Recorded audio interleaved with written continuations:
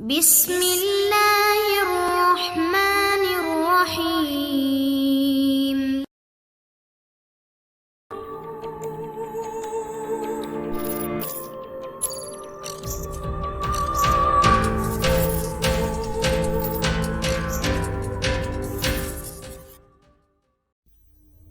السلام علیکم دوستو، Imran series novel dark club by Mazhar Kaleem M اے۔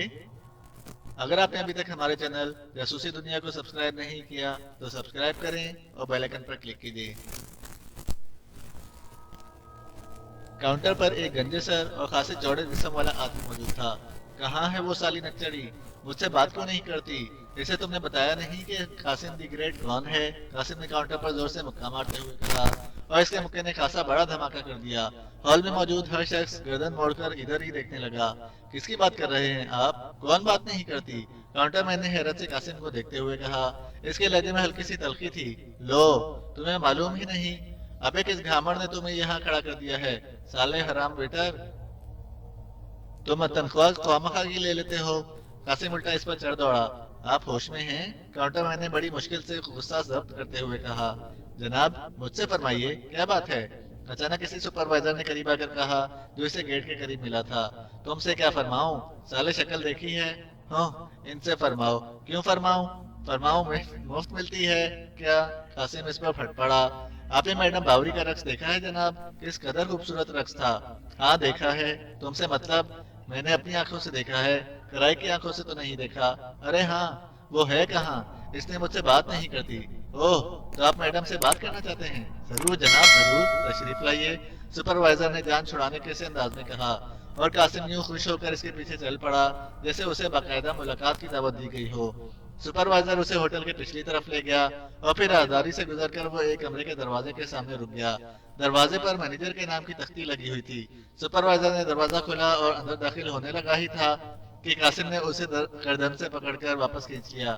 سالے، عجب محبت بھی کوئی چیز ہے۔ اب تمہاری اتنی بھی عجب نہیں کہ تم قاسم دی گریٹ سے پہلے میڈم باوری کے پاس پہنچ جاؤ۔ قاسم نے آنکھیں نکالتے ہوئے کہا، جناب یہ تو مینیجر صاحب کا کمرہ ہے۔ مینیجر؟ تو کیا وہ سالی باوری مینیجر بن گئی ہے؟ قاسم نے حیرت بھرے انداز میں آنکھیں نکالتے ہوئے کہا، کیا بات ہے؟ کون ہے باہر؟ اندر سے اچانک مینیجر کی آواز سنائی دی، جناب قاسم صاحب تشریف لائے ہیں۔ سپروائزر نے جلدی سے کہا اور پھر اچھل کر اندر داخل ہو گیا۔ قاسم کو بھی مجبوراً اس کے پیچھے جانا پڑا۔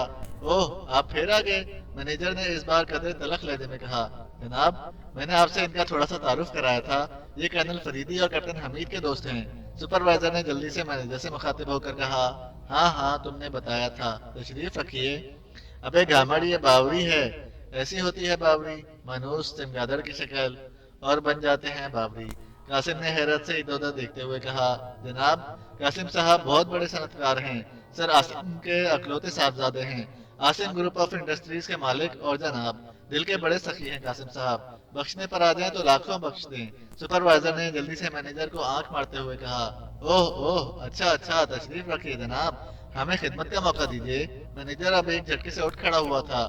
یہ شاید سپروائزر کے اشارے کا اثر تھا، یا پھر عاصم گروپ آف انڈسٹریز جیسے وسیع و عریض کاروبار کا روپ تھا کہ مینیجر کے چہرے پر عاجزی سی آ گئی تھی۔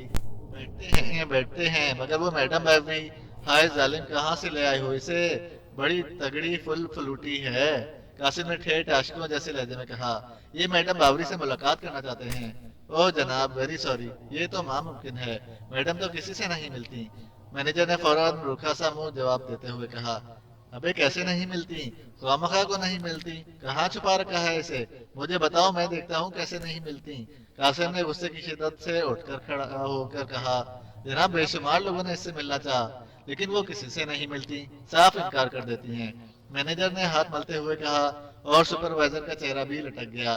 وہ شاید اس ملانے کے چکر میں تگڑی رقم بطور بخشش قاسم سے بٹورنے کا پروگرام بنائے بیٹھا تھا۔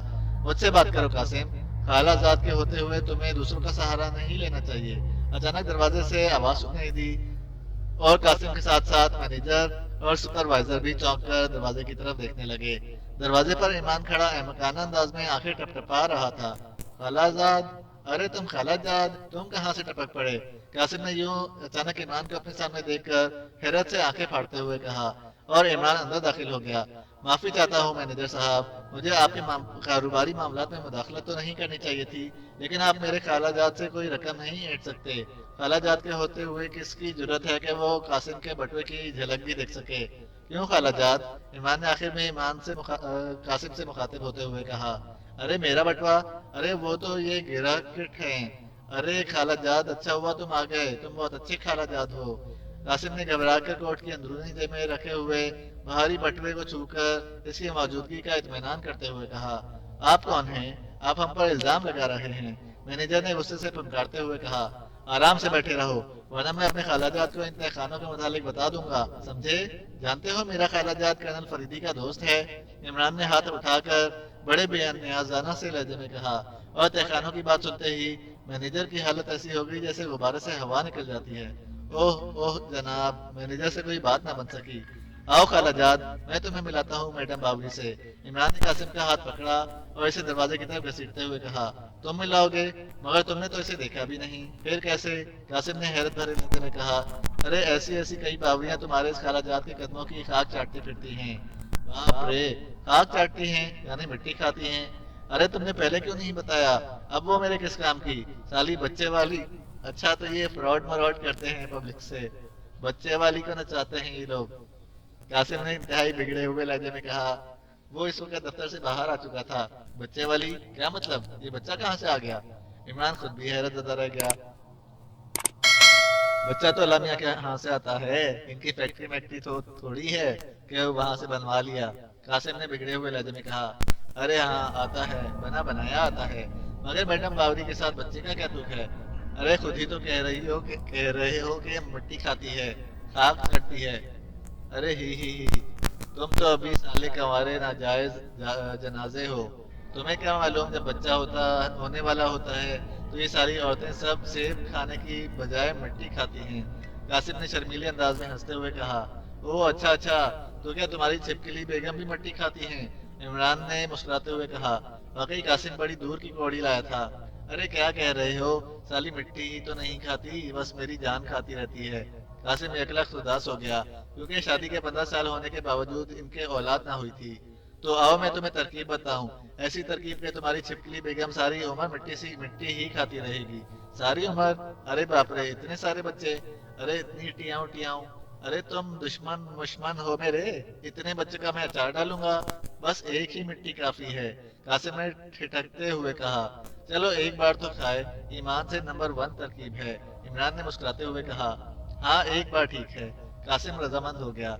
इसके जहन से मैडम बावरी का इश्क कच्चे रंग की तरह उतर गया था। जाहिर है अब मैडम बावरी के साथ बच्चे का तस्वुर आ गया था, और अब तो कासिम इस पर निगाह डालना भी गुनाह समझता था। इमरान उसे लेकर होटल में आ गया। होटल में अब भी खासी रौनक थी। वो भी थोड़ी देर पहले पाकिस्तान से सीधा यहाँ पहुंचा था। इसने इसी होटल में कमरा लिया था। इसका प्रोग्राम यही था कि वो अपने तौर पर यहाँ के हालात का जायजा लेगा और इसके बाद कोई कार्रवाई करेगा। लेकिन यहाँ पहुंचने के बाद इसने कासिम को काउंटर पर मुक्का मारते देखा। इस वक्त इमरान ऊपर गैलरी में था और फिर नीचे आते ही कासिम सुपरवाइजर के साथ जा चुका था। इमरान भी इसके पीछे चल पड़ा। कासिम को देख लेने के बाद इसकी मजा वाली हिस्स जरूर भड़कती थी, इसलिए वो इससे मिले बगैर ना रह सकता था। और फिर मैनेजर के दफ्तर के नीम खुले दरवाजे से लगकर इसने कासिम और मैनेजर की सारी गुफ्तगू सुन ली थी। हाँ अब बोलो, वो साली तरकीब मरकीब, कासिम ने मेज के गिर्द रखी हुई कुर्सी पर बैठते हुए कहा।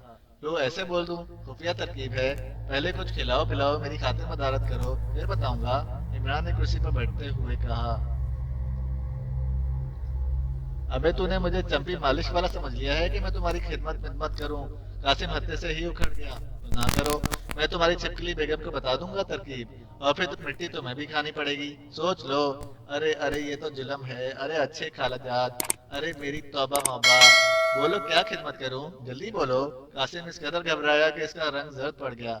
यार तुम्हारा खालाजाद परदेश में है, यहाँ रकम वकम कम पड़ गई है, तो फिर मुझे भीख मांगनी पड़ेगी, और लोग क्या कहेंगे कि कासिम का खालाजाद भीख मांग रहा है। इमरान ने कहा। साले टांगे नहीं चीर दूंगा कहने वालों की, कह कर तो देखें, तुम साले भीख बेशक मांगो, मैं देखता हूँ कौन कहता है। कासिम ने उसीले लहजे में कहा, और इमरान इसकी बात सुनकर खिलखिलाकर हंस पड़ा। तो तुम्हें कोई एतराज नहीं कि अगर मैं भीख मांगूं? इमरान ने हंसते हुए कहा। अच्छा तो तुम यहाँ भीख मांगने आए हो? शर्म वरम नहीं आती तुम्हें? दूसरों के मुल्क में भीख मांग بھیکتے ہوئے، سالے بھیک منگے آ جاتے ہیں اپنا ملک چھوڑ کر۔ قاسم کی روح دوسری طرف پلٹ گئی۔ چلو میں نہیں مانگتا تو مانگ کر مجھے دے دینا، بولو منظور؟ عمران نے مسکراتے ہوئے کہا۔ ہاں منظور، بالکل منظور۔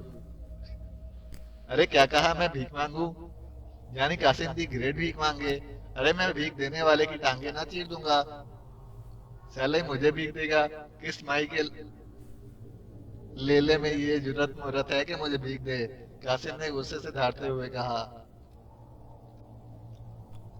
کرنل فریدی نے مجھے خود کہا ہے کہ قاسم نے اس سے بھیک مانگی ہے، عمران نے اسے چڑھاتے ہوئے کہا۔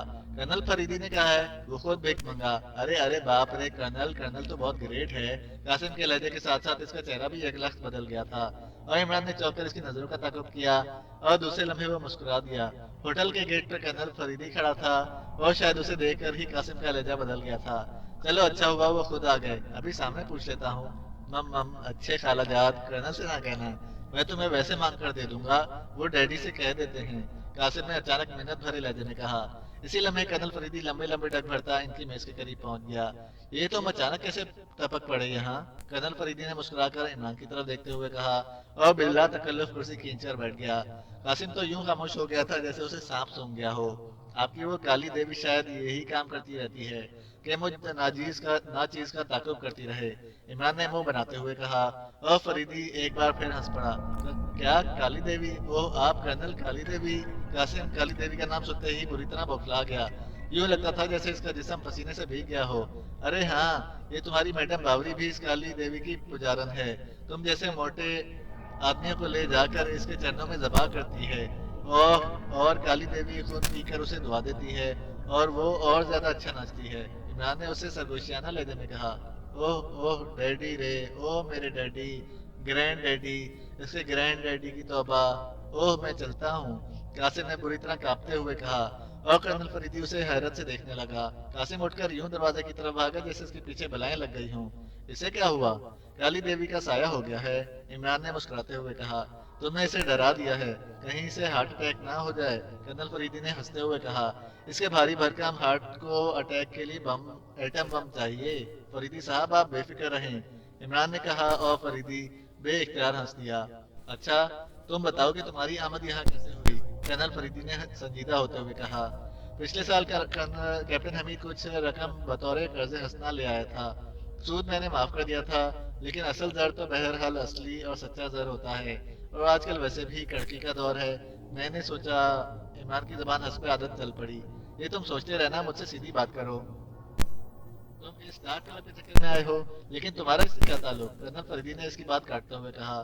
ارے آہستہ بولیے، دو اندھیروں میں روشنی حرام ہو جاتی ہے، جیسے دو ملاؤں میں مرغی، عمران نے سرگوشی کرتے ہوئے کہا۔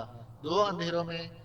ارے آپ کی بلیک فورس عرف کالی دیوی، اور وہ ڈارک کلب یعنی کالا دیوتا، ان کے درمیان مجھ جیسا روشن آدمی تو حرام ہی ہو جائے گا، عمران نے مسکراتے ہوئے کہا۔ چلو شکر ہے تم نے روشن کیا ہے، ورنہ پہلے مجھے شک ہو گیا تھا کہ کہیں روشنی کہہ کر تم نے اپنی اصل جنس کا تو تعارف نہیں کرا دیا، فریدی نے مسکراتے ہوئے کہا، اور عمران کھلکھلا کر ہنس پڑا۔ فریدی کا جملہ بے حد خوبصورت تھا۔